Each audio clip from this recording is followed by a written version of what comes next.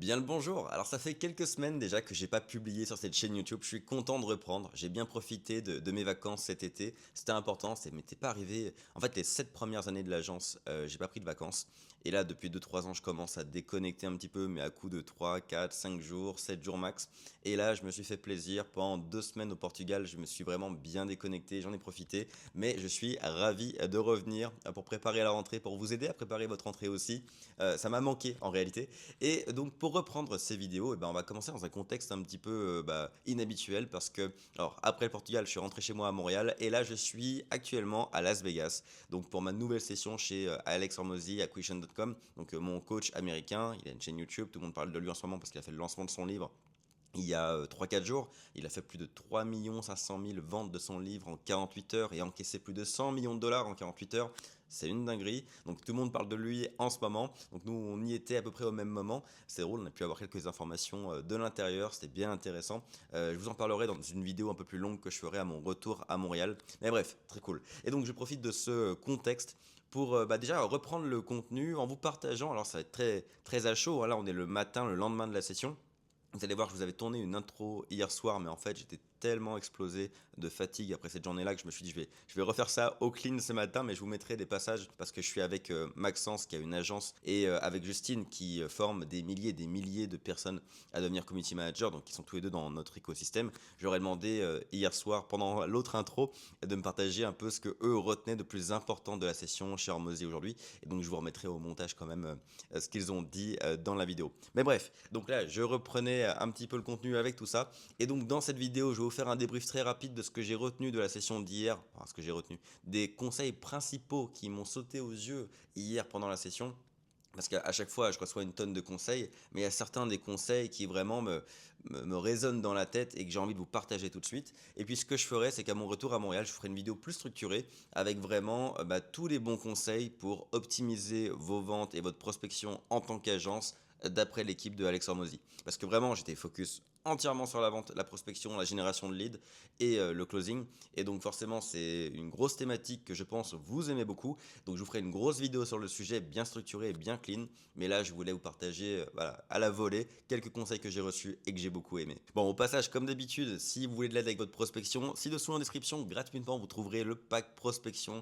Donc il y a un pack dans lequel je vous ai mis des ressources pour vous aider à trouver des clients, une liste de niches à fort potentiel, des outils où vous pouvez vous servir pour prospecter.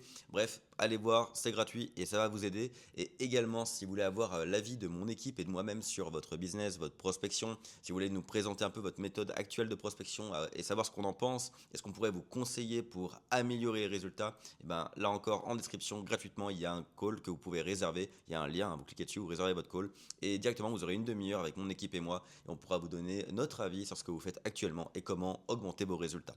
Tout ça, encore une fois, c'est gratuit, c'est ci-dessous, profitez-en. Et maintenant, alors je vais vous passer rapidement les extraits de l'intro d'hier soir et ensuite je vous donne quelques conseils que j'ai retenus d'hier. Je profite d'être à Las Vegas au moment où je vous parle. Là, je suis à Vegas avec Justine et Maxence, que vous avez déjà vu dans d'autres vidéos, je pense.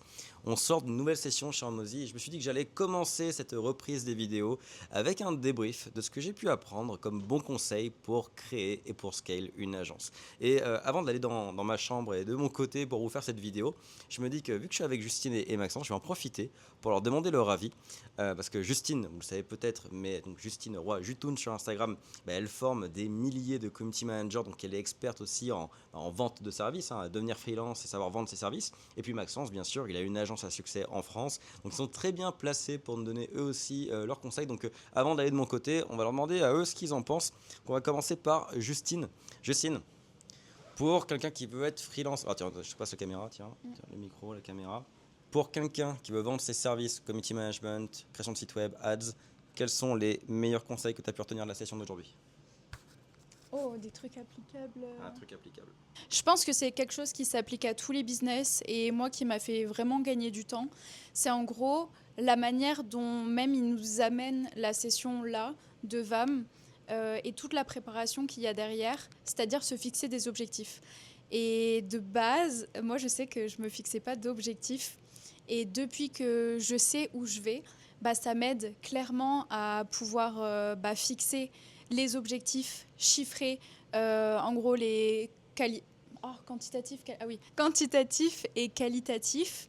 Et à partir de ces objectifs-là, euh, prendre en gros les problématiques qui m'empêchent aujourd'hui de les atteindre, mettre des KPI et ensuite pouvoir faire vraiment le plan d'action et me concentrer sur l'essentiel. Parce qu'en réalité, on ne peut pas atteindre ces objectifs et atteindre le succès si on ne les fixe pas en premier abord. Et je trouve que depuis qu'on fait ça à chaque VAM, on a une marge de progression et d'avancement qui est énorme parce qu'on se focus sur l'essentiel et on sait exactement où on va. Donc fixez vos objectifs à 3 ans, 5 ans, parce que ça va vraiment vous permettre de les atteindre, parce que vous saurez exactement le plan d'action pour y arriver. Merci Justine. Alors pour remettre en contexte, les VAM, donc c'est le nom des événements qu'on fait là chez Alex Hormozy à Vegas, et c'est notre quatrième qu'on a fait là. On en fait à peu près tous les 4 à 6 mois et à chaque fois on voit des bons énormes dans notre business respectif. Et mettez-moi un commentaire ou un like sur cette vidéo si vous voulez que sur cette chaîne je fasse une interview de Justine qui a aidé plus de 5000 femmes à devenir community manager et à vendre leurs services. Je pense qu'elle aurait beaucoup de choses à nous apprendre. Donc mettez-moi un like ou un commentaire si ça vous intéresse qu'on fasse cette interview. Comme ça, elle n'aura pas le choix. Merci. Et effectivement, la vision, ils ont beaucoup insisté dessus. Avoir une vision à 3 ans notamment. Ils ont beaucoup insisté sur le fait d'avoir une vision à 36 mois. C'est super important pour savoir où vous allez. Donc, très bon point, Justine, à avancer. Max, est-ce que tu vois autre chose ? Et si j'avais un conseil à donner, et c'est un piège pour beaucoup de débutants surtout, c'est de ne pas arrêter de faire ce qui marche. C'est-à-dire si on a déjà une façon de trouver des clients, de les livrer, il ne faut pas chercher à réinventer l'eau chaude en fait. Ce qu'ils nous disent à chaque fois, c'est le more, better, new. Donc faire plus de ce qui marche déjà, faire mieux ce qui marche déjà et un peu moins faire de la nouveauté. Et en général, ils disent qu'il faut faire 70% plus de ce qui marche déjà, 20% d'amélioration et 10% de tests de nouvelles choses. Donc si on a une technique de prospection qui marche, si on a une technique de closing qui marche et si on a un service qu'on arrive mieux à délivrer que d'autres qui ont une meilleure rétention, il faut continuer là-dessus et pas chercher à aller sur d'autres horizons. Même si on s'ennuie, même si on pense que c'est redondant, c'est comme ça qu'on arrive à faire des business qui marchent. Magnifique. Et ça, c'est vrai que c'est particulièrement vrai parce que tout ce qui est démarrage d'agence, etc., parce que moi, je vois beaucoup dans les coachings, donc dans AGS, etc., dès que quelqu'un a une méthodologie qui marche pour trouver des clients, souvent, il a tendance à vouloir tester autre chose. Et en fait, c'est normal, c'est l'envie d'avoir une excitation par de la nouveauté, par de nouveaux projets, etc., et puis de nouvelles méthodes. Et voilà, la nouveauté, c'est excitant de toute façon. Et il y a un truc que Hormozy nous répète toujours, c'est que l'argent commence à tomber quand on commence à s'ennuyer. Il faut que votre business soit presque ennuyeux, que vous répétiez toujours la même chose au quotidien, mais de ce qui marche. Et c'est là que vous commencez à faire beaucoup d'argent. En fait, faire beaucoup d'argent, c'est ennuyeux. Bref, donc ça, c'était encore un excellent conseil. Merci, Max. Alors, on a commencé avec cette intro un petit peu chaotique, mais maintenant, je vais aller me poser et je vais vous faire de façon plus structurée une petite liste des quelques pépites qu'on a reçues pendant cette nouvelle session, cette 4e session qu'on a fait ici à Vegas avec Alex Hormozy et son équipe. Bon, en fait, je me suis dit que je vais vous donner le premier conseil là dans la chambre tout de suite, mais après, bon, on est quand même à Vegas, donc je vais en profiter, puis je vous donnerai les autres en baladant, comme ça vous aurez un décor qui change un peu.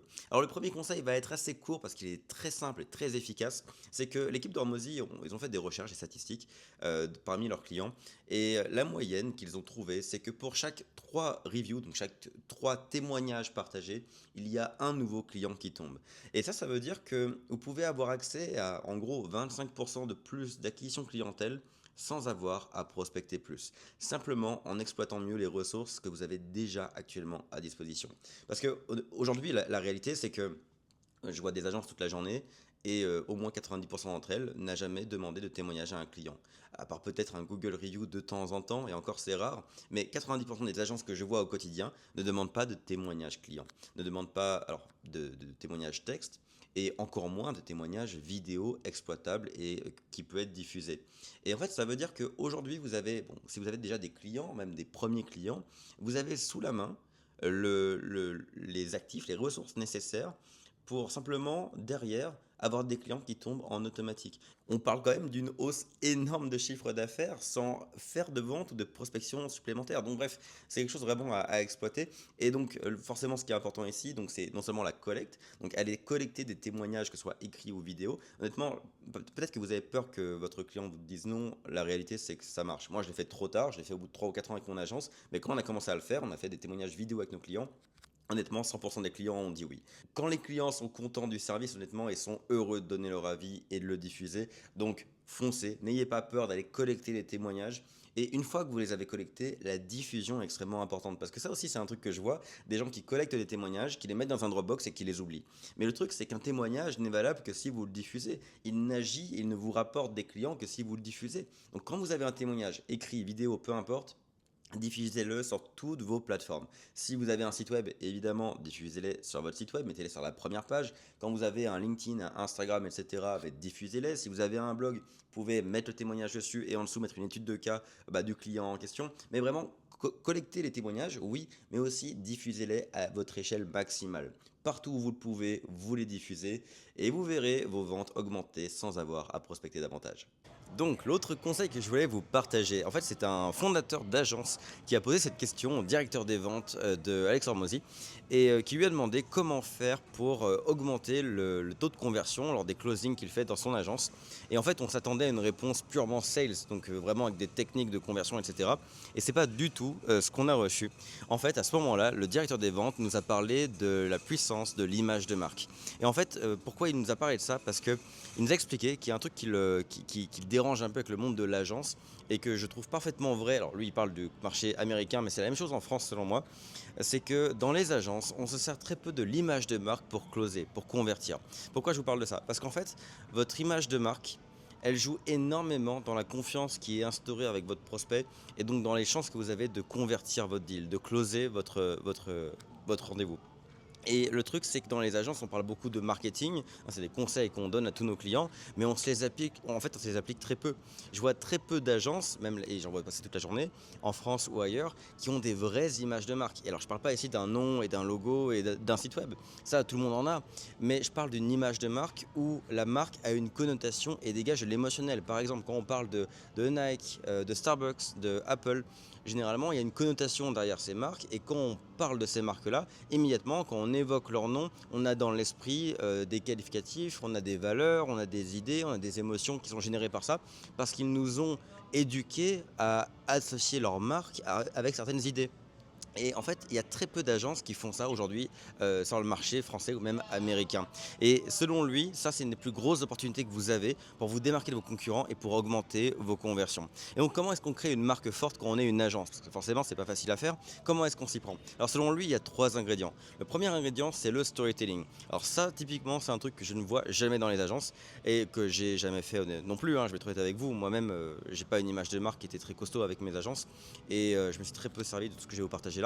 Donc ça a été aussi un déclic pour moi, je vous avouerai. Donc le premier ingrédient, c'est le storytelling, c'est de raconter l'histoire derrière la fondation de l'agence, derrière les fondateurs de l'agence et derrière tout l'historique de l'agence. Et donc lui, il résume le storytelling par pourquoi j'ai lancé cette agence, qu'est-ce que je vends avec mon agence et pourquoi j'ai fait le choix de ces services, de ces méthodes, etc. Et comment est-ce que je délivre tous ces services, ces méthodes et comment est-ce que je vis l'agence que j'ai imaginé quand j'ai imaginé créer mon agence. Bref, en gros, je dois vraiment expliquer tout l'historique derrière mon parcours personnel, le parcours de mon agence, la création de l'agence, son développement, etc. Donc le but, c'est vraiment de partager un maximum d'émotions à travers votre storytelling lié à l'agence. Donc l'idée, c'est de quitter le monde du B2B, parce que trop souvent on est ultra corpo dans les web d'agences, il y a un propos un peu officiel avec une petite image, l'équipe, où on présente du mieux possible les membres de l'équipe, mais très souvent il n'y a pas de storytelling où on raconte la fondation. Par exemple, quelqu'un qui, je sais pas moi, a été au service marketing d'une entreprise, a trouvé que les entreprises s'en sortaient mal au niveau du marketing, que les agences actuellement disponibles livraient un mauvais service et a décidé de créer une agence qui allait régler tous ces problèmes qu'il a relevés quand il était responsable marketing dans telle ou telle boîte. Et là, il y aurait un storytelling qui raconte une histoire personnelle qui amène à cette conclusion que je crée mon agence. Donc ça, c'est le premier ingrédient qui est super important. À partir de là, ça c'est qui vous êtes. Ensuite, le deuxième ingrédient, c'est de partager des exemples quotidiens de ce que vous faites au quotidien avec votre agence. Donc c'est-à-dire, les exemples quotidiens, c'est concrètement ce que vous faites. Donc vous avez dit qui vous êtes avec votre storytelling. Maintenant, vous devez expliquer ce que vous faites au quotidien en démontrant comment est-ce que votre storytelling se matérialise au quotidien. Donc par exemple, vous parlez de votre vos habitudes de production au quotidien, comment vous gérez votre équipe, comment vous gérez vos clients. Si vous avez un bureau et une équipe, vous racontez un peu votre quotidien dans votre bureau avec votre équipe. Vous parlez de vos valeurs au quotidien, de comment est-ce que vous mettez en place ces valeurs, par quoi elles se matérialisent dans le quotidien de votre agence.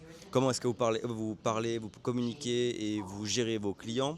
Comment vous parlez avec vos clients, comment vous communiquez avec vos clients et comment vous gérez vos clients.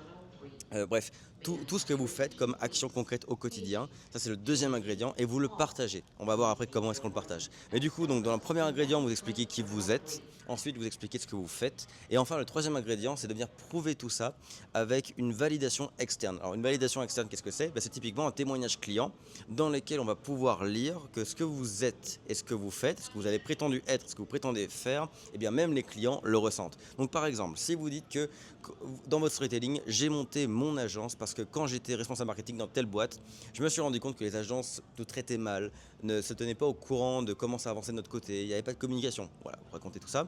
Donc j'ai créé une agence dans laquelle, dans nos opérations quotidiennes, il est super important d'avoir une communication ouverte avec les clients, ça fait partie de nos valeurs, etc.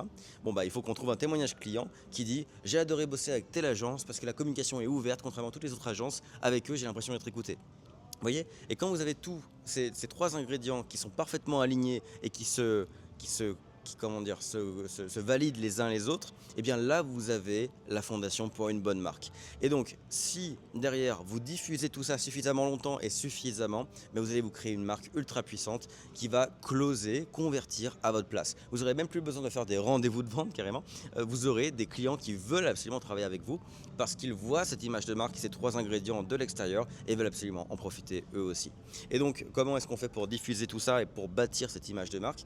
Eh bien tout simplement, vous devez communiquer massivement ces trois éléments. Donc par exemple le storytelling, le faire c'est bien, le mettre sur la page à propos de votre site web c'est bien, mais il faut aussi qu'on le retrouve partout sur toutes vos plateformes, sur votre LinkedIn, votre Instagram, votre site web, dans votre blog si vous en avez un, votre chaîne YouTube si vous en avez une, bref partout où vous publiez du contenu, vous montrez ce storytelling.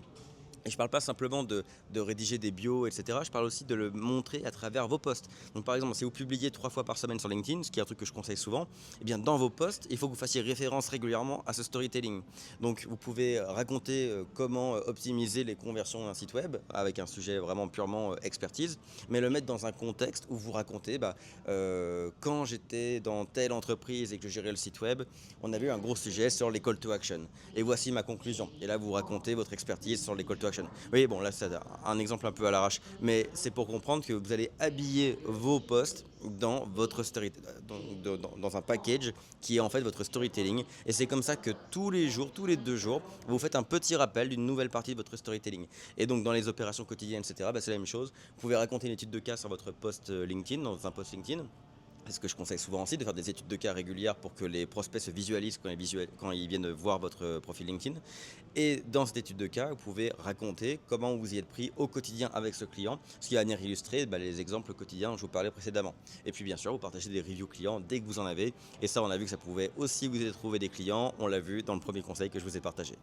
Bon, j'espère que c'est clair en tout cas, mais du coup, l'image de marque, c'est vrai que quand on prend tout ça vraiment au pied de la lettre, quand on comprend vraiment le process complet, on se rend compte qu'il y a très peu d'agences qui l'exploitent vraiment, très peu d'entreprises tout court qui l'exploitent, mais beaucoup, vraiment, je vous dirais que beaucoup d'agences passent complètement à côté de l'image de marque et vous avez vraiment quelque chose à jouer. Et ça marche aussi pour vous, pour votre personal brand, pour vous en tant que fondateur, fondatrice d'agence, parce que tout ce que je viens de dire là, on peut l'appliquer à votre personne aussi. Et ça aussi, ça peut être ultra utile si vous êtes freelance par exemple. Vous faites exactement la même chose. Bon, en tout cas, j'espère que c'était clair. Je suis bien fatigué là. Là, il est minuit, la journée a été très très longue, mais je suis bien fatigué. Mais je tenais absolument à vous partager ça parce que c'est un conseil qui, moi, m'a beaucoup parlé. Bon, il me reste encore un peu de temps avant mon vol, donc je vous partage un dernier truc que j'ai beaucoup aimé, un outil, on va dire une méthode que le directeur des ventes nous a partagé, qui est sa méthode de management de son équipe commerciale. Donc là, c'est surtout pour vous si vous êtes un peu en mode scaling ou si vous avez au moins 1 ou 2 personnes dans votre équipe commerciale qui vous aident à prospecter ou à vendre par exemple. Donc en gros, il nous a partagé sa méthode CORE. CORE, C-O-R-E. C'est un acronyme et en gros, c'est avec ces cet acronyme-là qu'il organise son quotidien de management de son équipe commerciale. Et en vrai, il y a une partie qui est exploitable pour vous, même si vous êtes seul. En gros, le C, ça veut dire les call reviews, le O, ça veut dire les one-to-one, le R, ça veut dire les role-play, et le E, ça veut dire end of the day. En gros, ça, c'est les 4 étapes de son management commercial au quotidien. Donc les call reviews, qu'est-ce que c'est? C'est le fait d'enregistrer vos appels ou vos rendez-vous de vente et de venir les réécouter, les analyser. Ça, il conseille de le faire au moins 3 fois par semaine. Que vous soyez seul ou que vous ayez une équipe, vous faites au moins 3 call reviews par semaine. Mais même si vous êtes seul, vous pouvez écouter votre propre call review, l'analyser ou même vous aider d'une IA pour l'analyser et comprendre globalement ce qui a marché, ce qui n'a pas marché. Vous pouvez par exemple mettre les transcripts de vos, de vos enregistrements dans une IA et lui dire de vous dire les 3 raisons pour lesquelles le call aurait pu closer ou a closé, s'il a closé, et les 3 raisons pour lesquelles il n'a pas closé. Comme ça, l'IA se focus vraiment sur les éléments, les axes d'amélioration ou alors les choses que vous avez bien fait. Donc ça, c'est une façon d'analyser votre call, par exemple. Il y a aussi des outils comme, par exemple, je crois que ça s'appelle Mojo, M-O-J-O, qui permet d'analyser un call, un Zoom ou autre, et d'en ressortir, par exemple, votre temps de parole versus celui de votre interlocuteur, etc. Bref, donc les call reviews, super important, 3 fois par semaine. Ensuite, les one-to-one. Alors là, c'est surtout si vous avez une équipe ou si vous avez au moins une personne qui bosse avec vous au côté commercial, du côté du commercial. Là, l'idée, c'est de faire des meetings. Donc, par exemple, si vous venez de recruter quelqu'un et pendant la semaine d'onboarding de cette nouvelle personne dans l'équipe commerciale, vous faites au moins 2 meetings par jour avec cette personne pour être sûr qu'elle est parfaitement à l'aise avec ses process commerciaux. Donc, l'idée, c'est de faire des onboardings extrêmement intenses. Donc, 2 meetings de 1 demi-heure par meeting par jour pendant la première semaine d'onboarding et ensuite au moins un meeting de 1 demi-heure à 1 heure par semaine toutes les semaines avec tous les membres de votre équipe commerciale. Donc ça, c'est vraiment ultra important pour avoir des feedbacks, on va dire perso, des personnes qui bossent avec vous dans l'équipe commerciale. C'est vraiment super pertinent, ça on le fait un petit peu de notre côté et honnêtement ça marche plutôt bien, mais on va l'intensifier avec le feedback qu'on a eu là du directeur des ventes. Et si vous êtes en train de recruter quelqu'un par exemple pour vous aider à qualifier des prospects, trouver des prospects ou créer des audits, peu importe le rôle que la personne a dans votre process commercial, ça vaut la peine de le faire. Vous allez vraiment améliorer la qualité de ce qui est livré. Ensuite, le R, c'est les roleplays. Là, je vous fais pas un dessin, c'est le fait de revivre les rendez-vous et d'essayer de vous améliorer et de mieux faire ce que vous avez potentiellement moins bien fait pendant votre rendez-vous réel. Donc revivre vos rendez-vous réels que vous avez vécu précédemment, ça c'est un premier contexte possible. Et l'autre possibilité, c'est aussi de vous créer de nouveaux scénarios avec lesquels vous n'êtes pas forcément à l'aise pour voir comment vous pouvez vous entraîner à réagir, par exemple vous entraîner à lever des objections, etc. Les roleplays, c'est super important et là, il conseille de le faire au moins 1 fois par jour. Donc si vous avez une équipe commerciale, c'est 1 fois par jour avec chaque membre de votre équipe. En fait, lui, il conseille de démarrer la journée avec ça. Franchement, c'est plutôt costaud et je pense que pour le mindset des gens dans votre équipe commerciale, ça pourrait être vachement bien. Donc voilà, ça, je vais personnellement l'implémenter dès maintenant. Et le dernier point, le end of the day, c'est de demander... Alors, comme son nom l'indique, ça veut dire qu'à chaque fin de journée, chaque membre de l'équipe commerciale doit faire un débrief de sa journée avec des KPI, des données qui sont qualitatives et quantitatives. Ça veut dire que quantitative, ça veut dire des chiffres. Donc, par exemple, combien d'appels j'ai passé, combien de prospects j'ai approché, combien de rendez-vous j'ai obtenus, combien de rendez-vous j'ai fait, combien de closing, combien de rendez-vous perdus. Donc, tous les chiffres en fait qui viennent résumer les efforts de prospection. Et qualitative, c'est par exemple comment je considère la qualité de mes échanges, est-ce que je considère que j'ai levé suffisamment d'objections. Voilà, c'est vraiment plutôt d'un point de vue qualité des échanges et des efforts de prospection, qu'est-ce que la personne en pense. Et ça, tous les jours en fin de journée, chaque membre de l'équipe doit faire son rapport de fin de journée. Ça permet de votre part de suivre les volumes qui ont été faits, mais aussi éventuellement d'identifier les axes d'amélioration nécessaires pour pouvoir augmenter les taux de conversion généraux de votre équipe commerciale.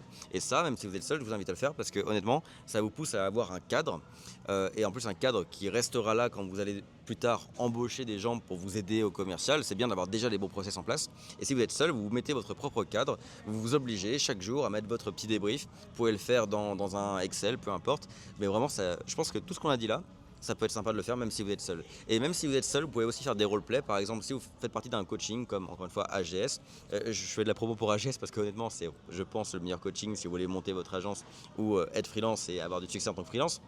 Donc ça vous intéresse, réservez un call ci-dessous en description et on vous le présentera, AGS, on vous présentera AGS en détail.